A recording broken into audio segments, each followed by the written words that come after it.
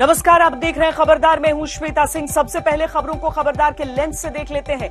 24 घंटे में 1,84,372 नए केस और 1,027 लोगों की मौत हो गई। आधुनिक दौर में इतने लोग तो किसी युद्ध में भी नहीं मरते, लिहाजा ये महायुद्ध काल है। आज आपको बताएंगे कि दिल्ली में आज तक के कैमरा टेस्ट में हेल्थ सिस्टम कैसे फेल हो गया।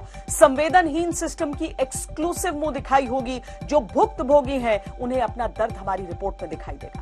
कोरोना की लहर घर घर में एंट्री कर रही है। यूपी के हालात खराब हैं। 24 घंटे में 20,510 नए मरीज मिले हैं। मुख्यमंत्री योगी आदित्यनाथ और पूर्व मुख्यमंत्री अखिलेश यादव दोनों कोरोना पॉजिटिव हैं। दिल्ली में भी संक्रमण बहुत तेज है। सवाल यह है कि लॉकडाउन का अगला नंबर कहीं यूपी और दिल्ली का तो नहीं है। कोरोना ने हमारे हेल्थ सिस्टम की ऑक्सीजन छीन ली है। सांसों का आपातकाल शुरू हो गया है। ऑक्सीजन की कमी से उखड़ती हर सांस एक तरह से साक्षात नाकामी बनकर लाउडस्पीकर पर गूंज रही है। ऐसी व्यवस्था से आपको खबरदार करेंगे।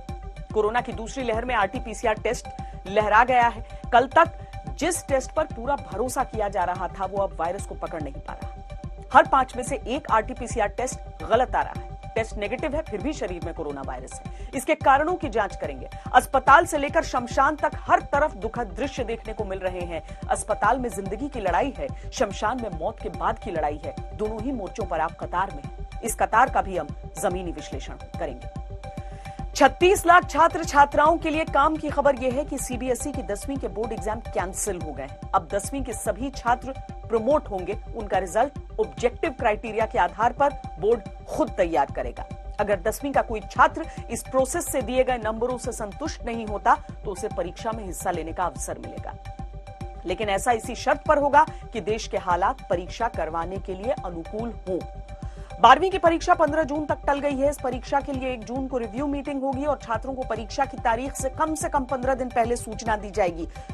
बंगाल की 45 सीटों का चाय वाला फ्लेवर भी खबरदार में आज आपको मिलेगा। उत्तर बंगाल की वोटों वाली मसाला चाय और चाय वाली पॉलिटिक्स की एक्सक्लूसिव ग्राउंड रिपोर्ट आपको दिखाएंगे। चाय की पत्तियों में वोटों की फसल के दर्शन कैसे होते हैं ये देखिएगा। लेकिन सबसे पहले बात कोरोना की करेंगे, क्योंकि दिल्ली और मुंबई 2 ऐसे शहर हैं जिन्होंने कोरोना की नई लहर में रिकॉर्ड तोड़े हैं। हर 8 में से 1 नया केस इन्हीं 2 शहरों से मिल रहा है। इसमें दिल्ली ने तो मुंबई को भी पीछे छोड़ दिया है और दिल्ली में हाल यह है कि 1 महीने में संक्रमण के मामले 32 गुना बढ़ गए हैं। हर 100 टेस्ट में 13 लोग कोरोना पॉजिटिव मिल रहे हैं और इसके कम होने के अभी तो कोई आसार नहीं दिख रहे हैं। खास तौर पर जिस तरह की स्थिति दिल्ली में है उसमें तो संक्रमण और तेजी से बढ़ने के पूरा चांस है, क्योंकि बदइंतजामी और बेफिक्री की कोई लिमिट दिल्ली में नहीं है। आज हमने दिल्ली के कई अस्पतालों की पड़ताल की है जहां पर कोरोना के टेस्ट हो रहे हैं। यहां सिस्टम ऐसा होना चाहिए कि भीड़ न जुटे, संक्रमण का खतरा कम से कम हो, लेकिन अस्पतालों के टेस्ट सेंटर को सब्जी मंडी जैसा बना दिया गया है।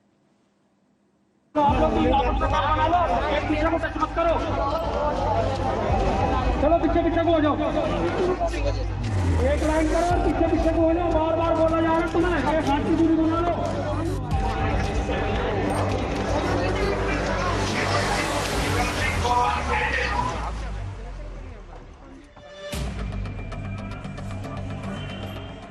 रिपोर्ट पॉजिटिव आए या निगेटिव, किसी को कोई फर्क नहीं, न टेस्ट करने वाले को न टेस्ट कराने वाले को। ये दिल्ली के बड़े सरकारी अस्पताल हेडगेवार की भयानक तस्वीर है। अस्पताल के अंदर ये जो सैकड़ों लोग एक हॉल में दिख रहे हैं, ये सब कोरोना टेस्ट करवाने आए हैं और टेस्ट के बाद अपनी अपनी रिपोर्ट का घंटों से इंतजार कर रहे हैं।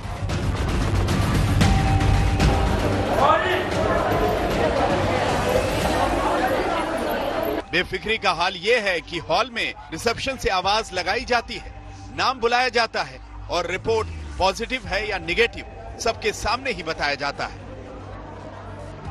अगर कोई निगेटिव निकलता है तो कोई बात नहीं, अगर पॉजिटिव निकलता है तो भी कोई बात नहीं। उन्हें अस्पताल में नहीं सीधे घर जाने को कह दिया जाता है।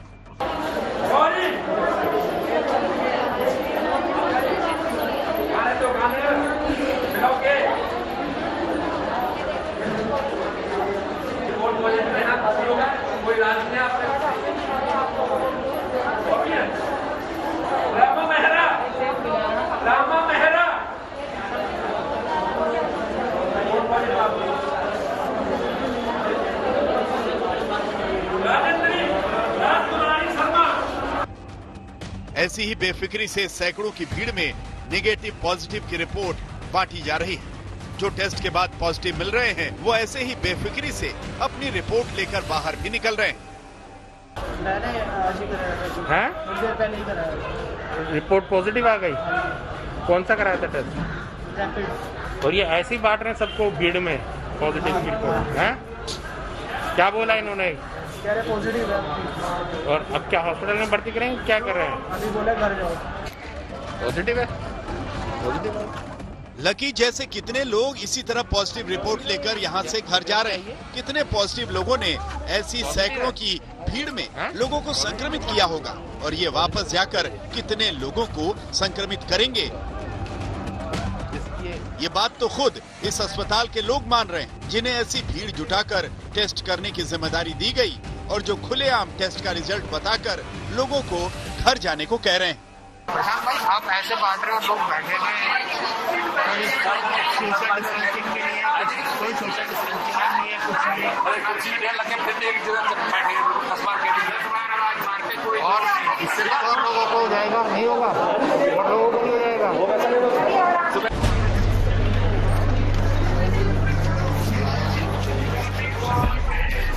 रैपिड टेस्ट में 10 मिनट लगते हैं, लेकिन 4-4 घंटे लोग इंतजार करते हैं। सुबह से टेस्ट के लिए बैठे रहते हैं। फिर ऐसी भीड़ जुट जाती है जिसमें अगर कोई संक्रमित नहीं हुआ तो वो भी हो जाएगा।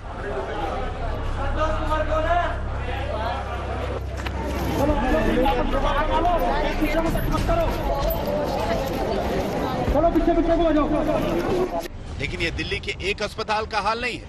हमने एमसीडी के एक और अस्पताल की भी पड़ताल की। दिलशाद गार्डन में स्वामी दयानंद अस्पताल है। यहाँ की तस्वीर भी अलग नहीं थी। जहाँ तक आपकी नजर जाएगी वहाँ तक लाइन लगी। सोशल डिस्टेंसिंग तो छोड़िए, लोग एक दूसरे पर गिरे जा रहे हैं। छोटे छोटे बच्चों के साथ महिलाएं अपनी बारी का इंतजार कर रही हैं। अरे रियाना है तो रियाना। गर्भवती महिलाएं तक चक्कर लगा रही हैं। ये सब सुबह 6 बजे से टेस्टिंग के लिए लाइन में खड़े हैं, लेकिन दोपहर बाद भी लाइन खत्म नहीं हुई, ना ही टेस्ट हो पाया। लोग हताश हो गए। 6 बजे से यहाँ तक आए। कहाँ से आए हैं आप? मंडौली से। और अभी सुबह 6 बजे आ गए थे? हाँ जी। चले जाओ 10-15 और अब 10:30 बज रहे हैं। अब देख लो क्या 257 अमित। अरे 257 अमित कौन है? 257 अमित, 263। एक तरफ लोगों की ये मजबूरी है, दूसरी तरफ सिस्टम का मजाक। आप हैरान रह जाएंगे। इस भीड़ में अस्पताल के कर्मचारी उन लोगों को तलाश रहे हैं जिनकी रिपोर्ट पॉजिटिव आई है और जो भीड़ में कहीं गुम हो गए। 257 अरे 257 अमित कौन है? ये है सिस्टम का हाल और यही है असलियत। कोरोना अब दिल्ली में नहीं तो कहाँ फैलेगा। यहाँ तो ऐसी बेफिक्री है कि खुद सिस्टम ने आम आदमी को सुपर स्प्रेडर बना दिया। कल सुबह टेस्ट के लिए अब नहीं होगा। नहीं क्यों? सब लोगों की गलती निकाल दी जाती है, लेकिन सिस्टम ऐसा है कि लोग करें भी तो क्या करें। दिल्ली के एक बड़े अस्पताल का हाल देख लीजिए, राम मनोहर लोहिया अस्पताल। यहाँ सुबह 9 बजे टेस्ट शुरू होते हैं, लेकिन दोपहर 12 बजे से पहले ही रजिस्ट्रेशन बंद हो जाता है। साफ बोला जाता है कि कल नंबर आएगा। सुबह 9 बजे से 3 घंटे में सिर्फ 50 लोगों के टेस्ट हुए। कल सुबह टेस्ट के लिए भैया, आज नंबर नहीं आ पाएगा। ये 1 नंबर आपका है, 50 चल रहा है अभी। 2:30 बजे बंद हो जाएगा, नंबर नहीं आ पाएगा, इसलिए मना कर रहा हूं। जब टेस्ट इस तरह किए जा रहे हैं, जब ऐसी बद इंतजामी है, जब कहीं कोई गंभीरता ही नहीं दिखती, तो कैसे संक्रमण की चेन ब्रेक होगी। फैसले के अंदर भी लापरवाही के इस हाल में देश की राजधानी की हालत आगे क्या होगी, ये सोचकर भी डर लगता है। जमशेद खान के साथ नितिन जैन, दिल्ली आज तक। सोचिए क्या हाल है दिल्ली का। यहां जिस तरह से कोरोना के टेस्ट हो रहे हैं उसमें कौन नहीं मानेगा कि संक्रमण कई गुना और फैलेगा। सैकड़ों लोग एक ही जगह पर सुबह से जुट जाते हैं, लाइनें लग जाती हैं, कोई परवाह नहीं कौन पॉजिटिव है कौन नेगेटिव है। टेस्ट रिपोर्ट वहीं पर दी जाती है। जो पॉजिटिव निकलते हैं उन्हें सैकड़ों की भीड़ के बीच बताया जाता है और उन्हें सीधे घर जाने को कह दिया जाता है। इस तरह से अस्पतालों में कोरोना टेस्ट के सेंटर ही सुपर स्प्रेडर बन जाएंगे। जिसे कोरोना नहीं भी है वो भी टेस्ट कराने आएगा तो वहां वायरस लेकर जाएगा, दूसरों में फैलाएगा। एक तरफ ऐसी बदइंतजामी है जिससे लोगों में संक्रमण का खतरा है। अगर संक्रमित हो गए तो दूसरी बदइंतजामी से आप बच नहीं पाएंगे, जिसमें बेड नहीं मिल रहे, बेड मिल रहे तो ऑक्सीजन नहीं मिल रही, ऑक्सीजन का जुगाड़ खुद से करना पड़ रहा है, ऑक्सीजन किसी तरह मिल गई तो इंजेक्शन और दवाइयां नहीं मिल रही हैं। कोई भी बड़ा शहर हो, इस समय दो चीजों की बहुत कमी है, एक तो रेमडेसिविर इंजेक्शन और दूसरा ऑक्सीजन। ऑक्सीजन का संकट ऐसा है कि अस्पताल मरीजों को एडमिट नहीं कर रहे क्योंकि सप्लाई नहीं है। नई लहर में ऑक्सीजन की डिमांड इतनी बढ़ गई है कि कोई इसको पूरा नहीं कर पा रहा। मरीज ऑक्सीजन के बिना तड़प रहे हैं और जाने जा रही हैं।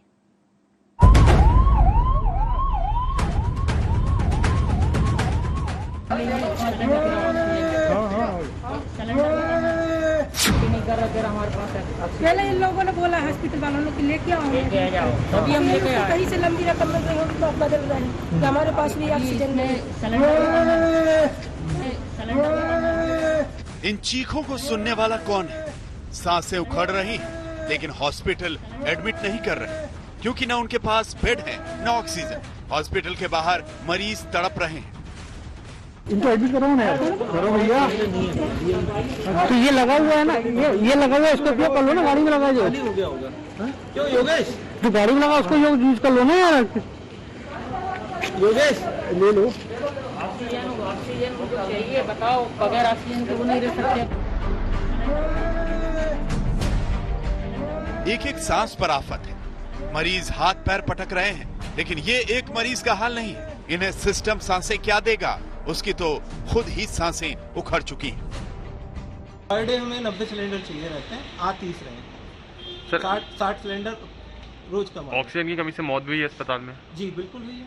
कितनी मौतें हुई है कल से आज तक में? कल सुबह एक, दोपहर में 4, 5 मौतें कल वहाँ हुई हैं और एक यहाँ हुई है। 6 मौतें हुए हैं 2 दिन में ऑक्सीजन की कमी से। हाँ, और ये अमूमन हर निजी नर्सिंग होम में होगा। आप हर जगह पता कर लीजिए। शासन प्रशासन के भय से खुल के कोई बोलना नहीं चाह रहा है। ये मध्य प्रदेश के एक अस्पताल का हाल है, वो भी कहीं ज्यादा दूर नहीं, राजधानी भोपाल के बगल में। अस्पताल के लोग खुद बता रहे हैं कि जिन एम्बुलेंस से मरीज को लाते थे, अब ऑक्सीजन के सिलेंडर ढो रहे हैं। ये कह रहे हैं कि हम उपलब्ध करा रहे हैं, तो पिछले 7 दिन में कहीं कोई गैस सिलेंडर हमारे यहाँ नहीं आया, ना डीलर आया। हमारी गाड़ी, पहले ये था कोविड के पहले कि ऑक्सीजन सप्लायर यहाँ गाड़ी लाता था और यहीं अपने भरे सिलेंडर रखता था, खाली ले जाता था। आज 10 दिन ये हो गए कि हमको 2 एम्बुलेंस हमारी, जिसमें पेशेंट को लाना ले जाना ना करके हम हमारे गाड़ी में हम ऑक्सीजन सिलेंडर ढो रहे हैं। लेकिन ये एक अस्पताल की बात नहीं है। मध्य प्रदेश में ऑक्सीजन की कमी का हाल ये है कि कई अस्पताल अब गंभीर मरीजों को एडमिट नहीं कर रहे। लोग अपने ऑक्सीजन सिलेंडर का इंतजाम खुद कर रहे हैं। जिन्हें अस्पताल एडमिट भी कर रहे हैं, उनके परिवार वालों से पहले ही बताया जा रहा है कि अस्पताल में ऑक्सीजन की कमी है और लिख कर लिया जा रहा है कि अगर कोई अनहोनी हुई तो अस्पताल जिम्मेदार नहीं होगा। मध्य प्रदेश सरकार का दावा है कि उनकी ऑक्सीजन की उपलब्धता 130 मीट्रिक टन से बढ़ाकर 267 मीट्रिक टन कर दी गई है, यानी 2 गुना ऑक्सीजन सप्लाई बढ़ा दी गई है। लेकिन डिमांड उससे भी 2 गुना ज्यादा है, इसीलिए संकट तो होगा। मैं दिल्ली लगातार संपर्क में हूं। माननीय प्रधानमंत्री जी, गृह मंत्री जी, पीयूष गोयल जी, धर्मेंद्र प्रधान जी, सबसे मैं लगातार बात कर रहा हूं ताकि ऑक्सीजन की उपलब्धता बढ़ती रहे। हर हॉस्पिटल से आवाज चिल्ला चिल्ला कर आ रही कि लोग मर रहे हैं ऑक्सीजन की कमी से। अखबार रंगे पड़े हैं, शमशान घाट में वेटिंग लग गई लाशों की, और मेरा मुख्यमंत्री आज भी झूठ बोलता है। मध्य प्रदेश की सांसों पर यह संकट इसलिए क्योंकि गुजरात से ऑक्सीजन सप्लाई में रुकावटें आ गईं। महाराष्ट्र से ऑक्सीजन सप्लाई बंद हो गई क्योंकि महाराष्ट्र खुद बड़े संकट में है। सीएम ठाकरे ने खुद पीएम से अपील की है कि ऑक्सीजन सप्लाई में एयरफोर्स की मदद ली जाए। इमरजेंसी में महाराष्ट्र ने छत्तीसगढ़ के भिलाई और गुजरात के जामनगर से 100 मीट्रिक टन ऑक्सीजन मंगवाई। महाराष्ट्र में 1200 मीट्रिक टन ऑक्सीजन उपलब्ध है, जिसमें पूरी की पूरी ऑक्सीजन सप्लाई कोरोना मरीजों को दी जा रही। लेकिन डिमांड कहीं ज्यादा है। पुणे जैसे शहरों में ऑक्सीजन की डिमांड 3 से 4 दिन में 5 गुना तक बढ़ गई है। ऑक्सीजन और बेड की कमी से या तो मरीजों को एडमिट नहीं कर पा रहे या फिर उन्हें दूसरे अस्पतालों में भेजा जा रहा है जहां बेड और ऑक्सीजन है। स्मूथ फ्लो नहीं है। और आगे 2-3 दिनों में तो हमें लग रहा है कि ये बिकॉज ये सभी तरफ पूना में फैल गया है और सभी लोगों को ऑक्सीजन की रिक्वायरमेंट है। मेन जो रहता है वो ऑक्सीजन बेड नहीं है, यही प्रॉब्लम्स ज़्यादा है। तो जो भी हम अवेलेबल करते हैं ऑक्सीजन का बेड, तो उसमें अवेलेबल हमारे ऑक्सीजन की रिक्वायरमेंट ही बहुत ज़्यादा है और वो उतना स्मूथ नहीं मिल रहा है जितना हमें मिलना चाहिए। यही हाल देश के दूसरे हिस्सों में भी है। अस्पतालों में बेड का संकट तो अपनी जगह है, ऑक्सीजन का संकट ऐसा है जिसके सामने सिस्टम दम तोड़ रहा है। दिल्ली में ऑक्सीजन सप्लाई की डिमांड 3 गुना बढ़ गई है। राजस्थान में 2 हफ्ते में ऑक्सीजन की डिमांड 2.5 गुना बढ़ गई है। यूपी में ऑक्सीजन की डिमांड इतनी है कि ऑक्सीजन तैयार करने वाली फैक्ट्रियां 2 गुनी की गई। झारखंड में ऑक्सीजन की डिमांड 20 गुना बढ़ गई है। रांची के अस्पतालों में ऑक्सीजन का स्टॉक खत्म होने वाला है। बेड और ऑक्सीजन के ही संकट से अस्पतालों के बाहर मरीज दम तोड़ रहे हैं, लेकिन कोई सुनने वाला नहीं है। रांची के एक अस्पताल के बाहर ही एक मरीज ने दम तोड़ दिया।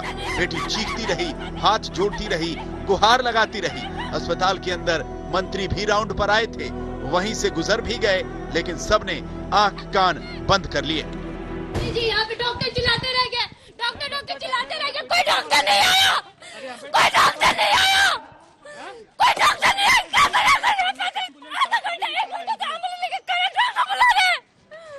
क्या चलिए क्यों चले? यहाँ का अर्थव्यवस्था इतना खराब है, यहीं पे मरे हैं तड़प।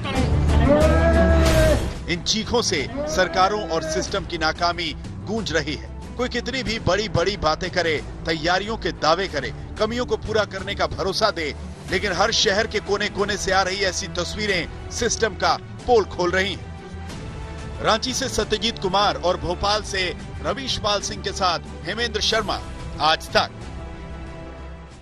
एक तरफ सांसों का आपातकाल है, दूसरी तरफ लाशों का अंबार है। अस्पताल से लेकर शमशान घाट तक कहीं भी चले जाइए, हर जगह लाइन है। स्वास्थ्य सुविधाएं चाहिए तो आप कतार में हैं। और अगर भगवान न करे किसी परिवार में किसी की मृत्यु हो जाती है तो फिर शमशान घाट में भी कतार है। सिस्टम के हालात बहुत नाजुक हैं। हर लाइन, हर कतार में आपका कोई अपना ही हाँफ रहा है।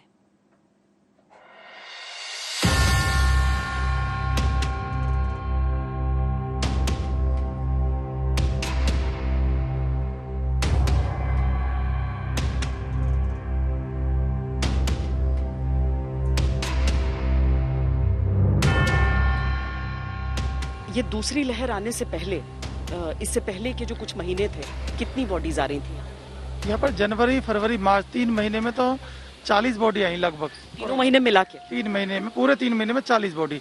ये 1 अप्रैल से बढ़ा है यहाँ पर कोविड का। अब कितना, जैसे कल कितना और अभी तक आज कितना? मैं बताऊँ, 1 अप्रैल से 5 अप्रैल तक तो 2-3 की एवरेज थी। ये 5 से 10 अप्रैल तक हो गई 10 से 12 की एवरेज, और ये 11 से और अब तक जो चल रही है 25 से 30 की एवरेज आ गई है। अच्छा। कल 36 थी कोविड ओनली। और आज जैसे दोपहर के इस समय बज रहे हैं 3:30 लगभग, इस समय तक कितनी बॉडीज? 25 आ चुकी हैं। और यहाँ पर किस हॉस्पिटल से आती है? यहाँ पर जो हमारे के हॉस्पिटल बांट रखे हैं, वैसे तो हमारे मेन हॉस्पिटल है LNJP। हमारे 15 से 16 या 20 बॉडी तो LNJP से पर डे आनी है।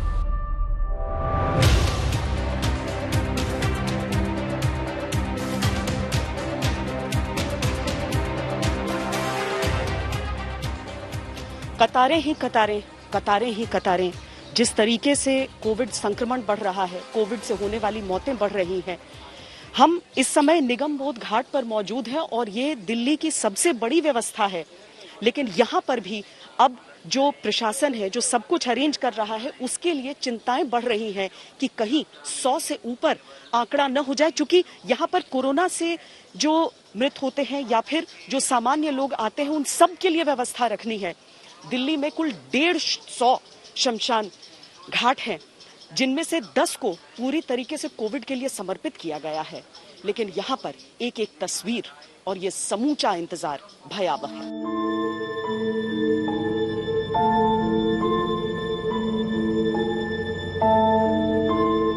जितना हम देख रहे हैं कि कतार एक जाता है एम्बुलेंस और दूसरा आ जाता है, कितने घंटे के बाद वो बॉडी सौंपी जाती है और यहाँ पर संस्कार के लिए आती है? सेफ्टी के लिए आप लोग यहाँ पर क्या क्या करते हैं? जी, हमारे यहाँ तो एक तो हमने कोविड और नॉन कोविड 2 विंडो हमने अलग कर दी गई हैं।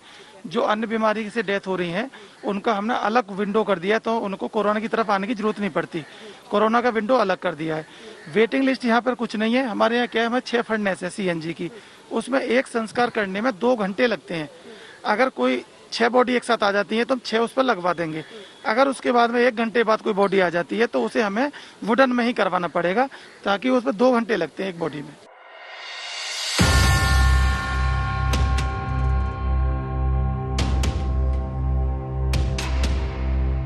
मेरे छोटी बेटिया अनन्या मुखर्जी यहाँ पर एडमिट है, जो संडे को एडमिट हुई थी इमरजेंसी में। अभी उसको जो है A1 जो है यहाँ का बिल्डिंग में A1 वार्ड में उन्होंने शिफ्ट किया हुआ है। कल मेरे बिटिया को बहुत प्रॉब्लम हो रहा था। शाम के टाइम करीब 4 बजे के आसपास वो ब्रीथिंग नहीं कर पा रही थी, फिर जो है कॉन्टिन्यूसली कॉफ हो रहा था, बहुत परेशान थी। कोई हेल्प के लिए कोई अटेंडेंट या कोई नर्स कोई नहीं आ रहा था, और उसे समझ नहीं आ रहा था किसको कैसे बुला, क्योंकि जब भी वहाँ जितना भी उसका मोबिलिटी अलाउड है उसके अंदर से कोई नजर भी नहीं आया।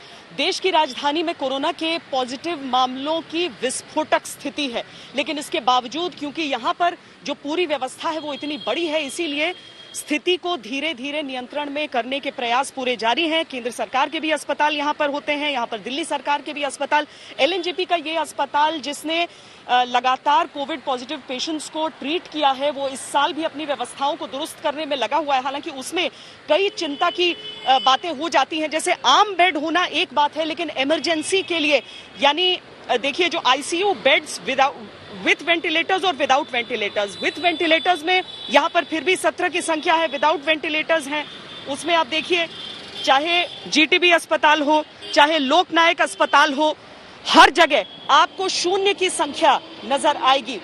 इसमें दीपचंद बंधु अस्पताल, बुराड़ी अस्पताल, ये सारी 0 में इनकी संख्या है। सीधे तौर पर जितने भी लोग संक्रमित होते हैं वो इस ऐप के जरिए, इस आंकड़ों के जरिए जरूर पता लगा सकते हैं कि क्या अस्पतालों में जगह खाली है या नहीं। बहुत सारे लोग जो हमारे संपर्क में आते हैं वो कहते हैं कि वो घरों से निकलते ही नहीं है ये स्थिति देखकर। और सरकार की तरफ से भी ये अपील रहती है कि अगर ऐसे लक्षण हैं जिन्हें घर में आइसोलेशन के जरिए हैंडल किया जा सकता है तो घर पर ही बेहतर हो जाता है इलाज करना। लेकिन उसके बावजूद कई लोग ऐसे हैं जो इस बात को लेकर चिंतित रहते हैं कि इमरजेंसी सिम्टम होने के बावजूद वार्ड उनका सामान्य रहता है। स्थिति विकट है और इसका जो समाधान है वो तैयारियों के लिहाज से सरकार का है, लेकिन सावधानी के हिसाब से हम सबका भी है। कैमरा पर्सन सैयद मोहसिन के साथ श्वेता सिंह, दिल्ली आज तक। सब लाइन में लगे, जिंदगी की लाइन को मौत की लाइन काट रही। भारत में आजकल हर मोड़ पर इन्हीं लकीरों का युद्ध है। इन्हीं लकीरों के बीच हमें समाधान की लकीर भी खींचनी। अब कोरोना युद्ध भूमि से राजनीति की युद्ध भूमि में चलते हैं। 17 अप्रैल को पश्चिम बंगाल में 5वें दौर का मतदान है। ऐसे में आपको बंगाल की 45 सीटों के चाय वाले सियासी फ्लेवर के बारे में भी पता होना चाहिए। उत्तर बंगाल में करीब 450 बड़े छोटे चाय बागान हैं, उनमें 5 लाख लोग सीधे काम करते हैं। इन 5 लाख लोगों के परिवारों को भी जोड़ लें तो राज्य जो चाय बागान की अर्थव्यवस्था का असर 25 लाख लोगों पर पड़ता है। उत्तर बंगाल की 54 विधानसभा सीटों में से 45 पर चाय बागान में काम करने वाले लोगों का असर पड़ता है। अब आपको उत्तर बंगाल की वोटों वाली मसाला चाय और चाय वाली पॉलिटिक्स की एक्सक्लूसिव ग्राउंड रिपोर्ट दिखाते हैं। आप ध्यान दीजिएगा कि चाय की पत्तियों में वोटों की फसल के दर्शन कैसे होते हैं।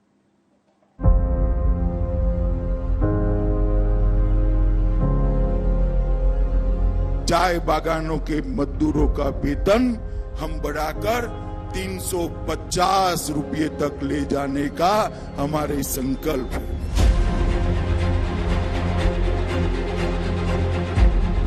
पश्चिम बंगाल चुनावों में चाय पर चर्चा हो न हो, चाय की चर्चा जरूरी है, क्योंकि दुनिया में चाय का सबसे बड़ा उत्पादक और सबसे बड़ा उपभोक्ता भारत ही है। और देश के कुल चाय बागान का 29% पश्चिम बंगाल में है, खासकर दार्जिलिंग, जलपाईगुड़ी, कार्सियोंग के दोराई तराई पहाड़ी क्षेत्र में। चाय का इतिहास यहाँ पर क्या है, कहाँ से आई ये चाय की? देखिए मैम, ये जो आप चाय देख रहे हैं ये 150 साल पुरानी है और इसकी ओरिजिन चाइना में है। अच्छा। यहाँ जो देख रही हैं, और इसके अलावा जो दूसरा प्लांटेशन एरिया है जो डुअर्स तराई आसाम, उसकी ओरिजिन आसाम से। कहते हैं ब्रिटिशर्स लेकर आए थे यहाँ ब्रिटिशर्स लाए थे और आसाम में भी उन्होंने ही सर्च किया था, बट दैट इज नेटिव। अच्छा, आज की तारीख में जब हम चाय की पत्ती से और चाय की वो पहली चुस्की तक पहुंचने की बात करते हैं, कितना समय लगता है? यानी यहाँ जो प्लक करेंगे और मेरे कप में जो आएगी। देखिए, प्लकिंग टू पैकिंग आपको लगता है 24 घंटे। हाँ। देयर आफ्टर अगर जब ट्रांसपोर्टेशन में कितना टाइम लगेगा, यू कैन से अगर आप हिंदुस्तान में है तो 15 डेज और अब्रॉड 1 मंथ और 2 मंथ ऐसे लग सकते हैं। नॉर्थ बंगाल चाय बागान कर्मचारी संघ के अनुसार चाय बागानों में करीब 3 लाख स्थायी कर्मचारी हैं। कई आंकड़े सीधे तौर पर चाय उद्योग से जुड़े कर्मियों की संख्या 5 लाख बताते हैं और इस पर अप्रत्यक्ष रूप से आश्रितों की संख्या लगभग 25 लाख। लिहाजा चाय बागान कर्मचारियों का प्रभाव लगभग 45 विधानसभा सीटों पर होता है। रेलवेज के बाद रोजगार देने वाला सबसे बड़ा उद्योग है ये चाय उद्योग। यानी कि आप जो बागानों में पत्तियां तोड़ते हुए महिलाओं को देखते हैं, उसके अलावा भी एक बहुत बड़ी संख्या होती है उन लोगों की जो इस उद्योग से जुड़े हुए हैं, जो इससे जुड़कर रोजगार पा रहे हैं। चाय बागान में पत्तियां तोड़ते मजदूर हों या फैक्ट्री में चाय की पत्ती तैयार करते कर्मचारी, इनकी संख्या इतनी बड़ी है कि ये एक वोट बैंक बन जाते हैं। 170 साल से ज्यादा पुरानी इस इंडस्ट्री से पीढ़ियों से लोग जुड़े हैं। आप लोग यहीं पे हमेशा से काम करते हैं? हाँ। मतलब आपकी फैमिली में और लोग काम करते हैं इसमें? बाहर किया था, अभी रिटायरमेंट। मतलब चाय इंडस्ट्री में? जी। ठीक है। आपकी फैमिली में और लोग भी यहाँ पर काम करते हैं, मतलब चाय के? ये टी गार्डन में काम करता है। सब लोग काम करते हैं। तो यहाँ पे सारे टी गार्डन पे, मतलब आपकी फैमिली में पहले सब टी गार्डन में ही काम करते हैं? पहले से। आपका भी? हमेशा से यहाँ पर ही आपने किया है? अच्छा लगता है यहाँ पे चाय में ही? कितनी उम्र है आपकी? मेरा 27 है। कितने साल से कर रहे हैं काम? मैं अभी शुरू किया। ये काम ठीक लग रहा है कि नहीं?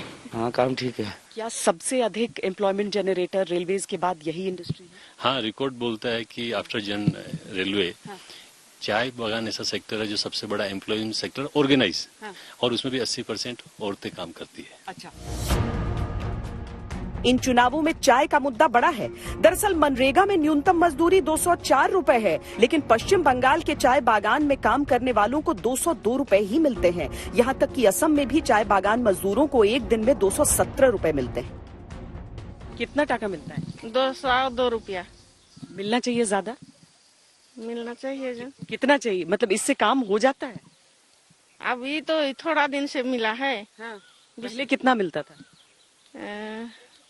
175। कब से मिलना शुरू हुआ है 202? कितना दिन होते? 1 महीने से। 1 महीने से 202। हाँ। और आपको उम्मीद है कि और ज्यादा मिलेगा? सब नेता कह रहे हैं मिलेगा। मिलेगा क्या? मिलेगा। 1 महीना से पैसा बढ़ के मिल रहा है? हाँ। और बढ़ना चाहिए? हाँ, तो बढ़ना चाहिए, लेकिन इतना पैसा में तो हम लोग का भी तो परिवार चलाने के लिए मुश्किल होता है ना। हाँ। तो सब कह रहे हैं नेता लोग कि बढ़ेगा, आपको लगता है बढ़ जाएगा? बढ़ाने से तो बढ़ेगा ना, और नहीं बढ़ाने से तो नहीं बढ़ेगा। विश्वास होता है? विश्वास है ना।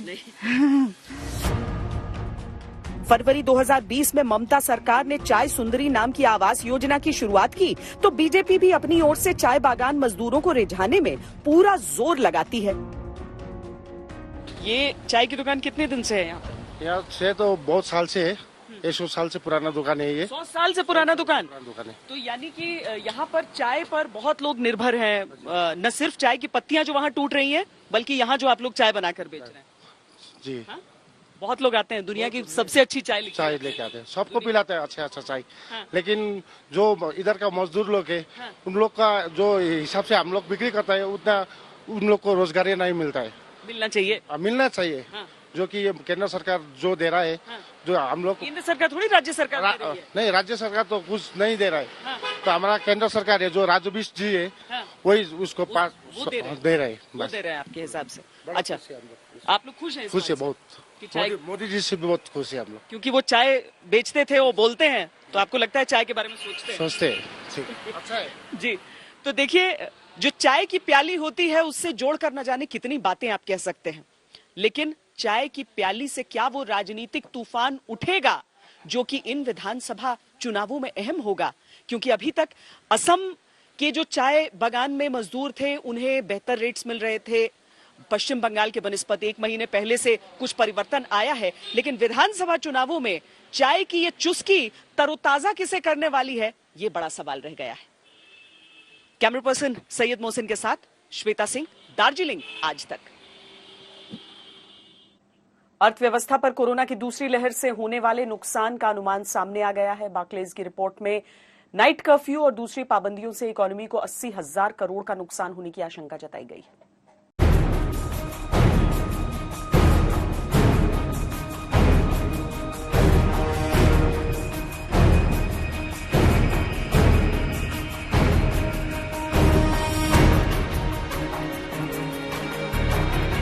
कोरोना की दूसरी लहर के मद्देनजर लगाए गए नाइट कर्फ्यू और दूसरे प्रतिबंधों से अर्थव्यवस्था को हुए नुकसान के शुरुआती अनुमान सामने आए हैं।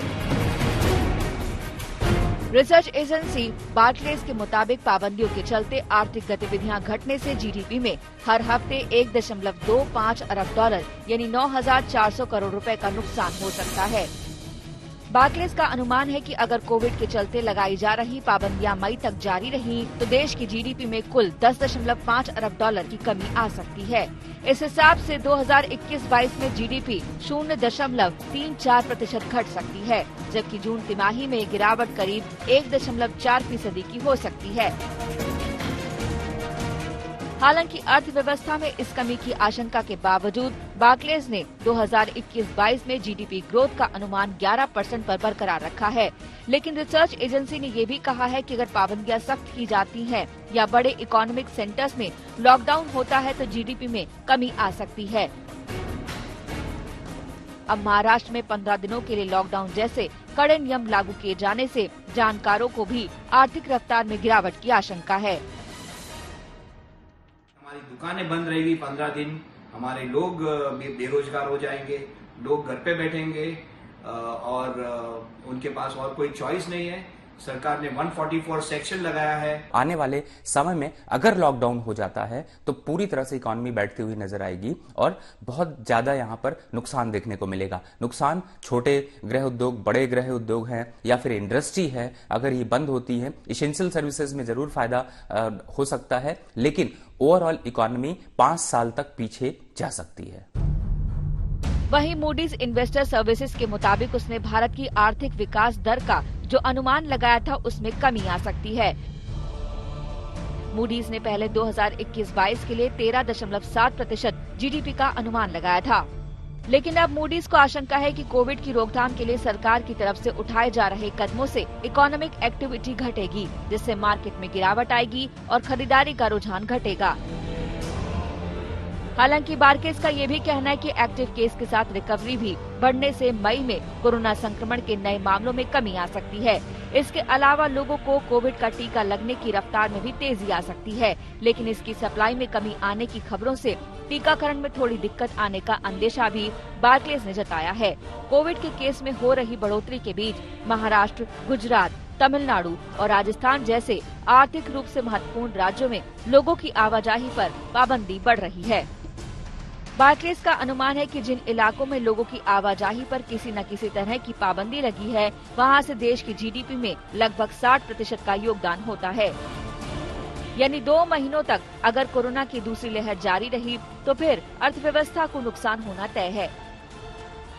इंडस्ट्री हो या फिर छोटे बड़े गृह उद्योग हों, उन सभी में बड़ी गिरावट देखने को मिल सकती है, क्योंकि जब पिछले साल लॉकडाउन हुआ था तो पर डे 1 लाख करोड़ रुपए से ज्यादा का नुकसान था और उसको रिकवर करने में अभी जब पटरी पर आ रही थी इकोनॉमी, तब तक दूसरी जो लहर आई है कोरोना की, इसकी वजह से अब फिर से वो चिंताएं बढ़ गई हैं कि जीडीपी की ग्रोथ आगे क्या होगी।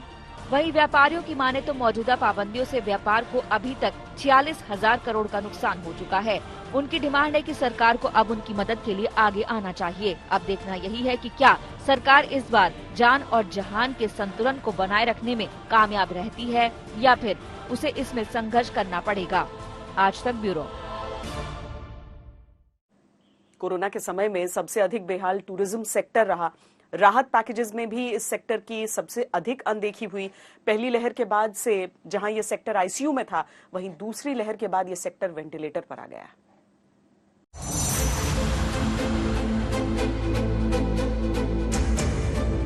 कोरोना की दूसरी लहर से देश का टूरिज्म सेक्टर बड़ी टेंशन में आ गया। पिछले साल कोरोना के चलते लगे लॉकडाउन से इस सेक्टर की कमर टूट गई थी।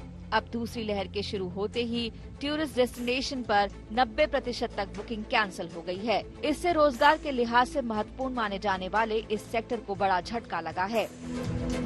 दरअसल पर्यटन और होटल सेक्टर में करीब 5 करोड़ लोगों को प्रत्यक्ष और अप्रत्यक्ष रूप से कारोबार मिलता है। Federation of hotel and restaurant association of India के मुताबिक कोरोना की पहली लहर के बाद 20% होटल अब तक नहीं खुल पाए हैं। देश में ज्यादातर होटल कोरोना काल से पहले के मुकाबले 50% क्षमता के साथ काम कर रहे हैं। अब तमाम राज्यों में नाइट कर्फ्यू, वीकेंड लॉकडाउन समेत अलग अलग तरह के प्रतिबंधों से इस सेक्टर के कारोबार पर संकट मंडरा रहा है। अभी गाइडलाइंस आई है कि 50% कर दिया जाएगा सब कुछ, ऑक्यूपेंसी लेवल और आपकी सीटिंग कैपेसिटी 50% कर दी जाएगी। तो ऑब्वियस सी बात है, हमें स्टाफिंग भी उसी हिसाब से अपनी वो करनी पड़ेगी कि हमें भी 50% स्टाफ रखना पड़ेगा, या उनके सैलरीज है, उनके और एक्सपेंसेस है। अब जैसे कर्फ्यू, नाइट कर्फ्यू हमारे लिए तो एक तरह से लॉकडाउन ही है। In terms of night curfew, I see a behavioral change in the entire process of eating out. The deliveries have definitely taken up. More safety is what people focus towards. So typically the family-oriented people more order food during the late evenings, ordering and prefer to dine in during the daytime. Hotel industry के लिए गर्मी की छुट्टियां सबसे बड़ा कारोबारी season होता है। घरेलू पर्यटन का 65% बिजनेस मई और जून में आता है, लेकिन पिछला पूरा सीजन ही कोविड की भेंट चढ़ गया और अब इस साल भी कोरोना की दूसरी लहर से टूरिज्म सेक्टर पर संकट गहरा गया है। कुल पर्यटन में होटल इंडस्ट्री की भागीदारी 50% के करीब है। इससे भारत में हॉस्पिटैलिटी और टूरिज्म सेक्टर को करीब 15 लाख करोड़ के नुकसान की आशंका है। पर्यटन के लिहाज से दुनिया में भारत 10वें नंबर पर है। एक अनुमान के मुताबिक हर साल भारत में 2.5 करोड़ से ज्यादा लोग विदेशों से घूमने आते हैं। वहीं 2019 में 1.89 करोड़ विदेशी सैलानी भारत आए थे। फिलहाल टूरिज्म और होटल इंडस्ट्री को सारी उम्मीदें देसी सैलानियों से ही है, क्योंकि डोमेस्टिक टूरिज्म से ही 60% बिजनेस आता है। मौजूदा हालात से निपटने के लिए federation of associations in Indian tourism and hospitality यानी फेथ ने सरकार से गुजारिश की है कि टूरिज्म, ट्रैवल और हॉस्पिटैलिटी स्टाफ के हर उम्र के लोगों को फ्रंटलाइन वर्कर के तौर पर कोविड वैक्सीन लगाई जाए। लेकिन वैक्सीन भी कोरोना से बचाव और इसे फैलने से रोकने में 100% भरोसेमंद नहीं है। हेल्थ एक्सपर्ट्स का ये भी मानना है कि वैक्सीन बचाव की संभावना को बढ़ाती है, लेकिन इसे पूरी तरह नहीं रोक सकती।